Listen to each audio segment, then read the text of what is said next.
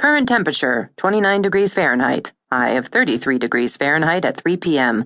Low of 22 degrees Fahrenheit at 4 a.m. Clear skies. Winds out of the southwest at 10 miles per hour. 25 inches mid-mountain, 33 inches at the summit. 1 inch new in the last 24 hours. 6 inches of new in the last 48. Cassie and her babysitter, Nancy, sat silently at the table eating lean cuisine cheese cannelloni frozen dinners.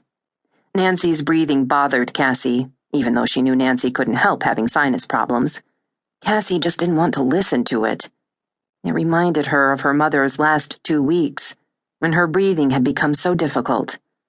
To make it worse, Nancy was sitting at her mother's place at the table. Cassie looked up at Nancy, wishing she weren't there, not in her mother's place at the table or in her mother's place as her caregiver. "Do you need something, Cassie?" Nancy asked. "Don't sit there anymore," Cassie said. Nancy looked startled and slowly stood. "Where would you like me to sit?" she asked gently. Cassie looked at her father's place at the table. "There," she said. "He's the one you're replacing." She looked back down at her cheese cannelloni while Nancy moved. The mere smell of it had made her stomach turn. Of all the frozen dinners, it was the least offensive, but it was offensive nonetheless. She'd never eaten out of cardboard during the 10 years of her life that her mother was alive, and she feared that if she kept eating lean cuisine, she would become as weak and fat as Nancy. She stared at her food and wondered if any of it really mattered. All of her Olympic dreams were going down the tubes anyway. She hadn't even joined ski team this year.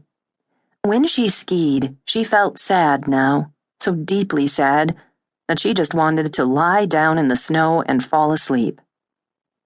She looked down at her dinner again and wanted to throw it, but she couldn't rally enough will even for that.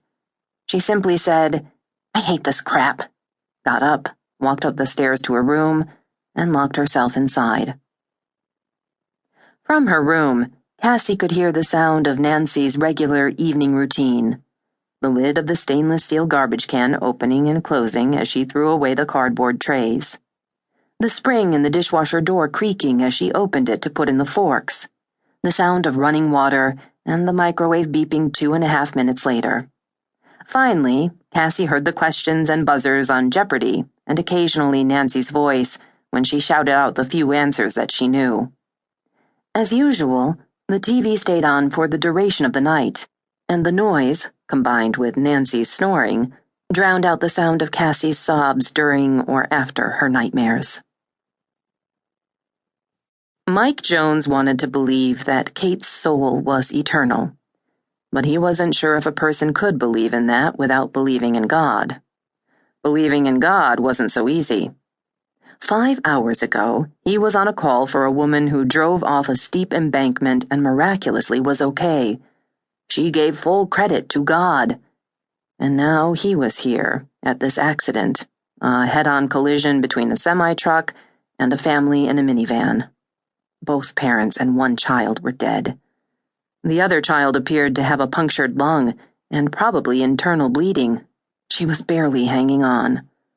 With a dying little girl in the back of his aid car who would wake up without her family if she made it at all, he couldn't help wondering where God was this time. It made no sense to him, this idea that some people got God and some people didn't. There were those who had told him that we could not know the intention behind God's plan for us, that we had to trust that we were in good hands, and that maybe as our lives unfolded, we would see how something was for the best. And then there were the others who believed everything was a test, that God tried to protect us from the bad things, but sometimes Satan won, and that Satan tried to do things to diminish our faith in God. Mike glanced back as he drove on and listened to John and Ben continuing to work to stabilize the girl. He did not see how the outcome of this accident would ever be for the best, and he did not see Satan either. He saw only misfortune, human error, and misfortune.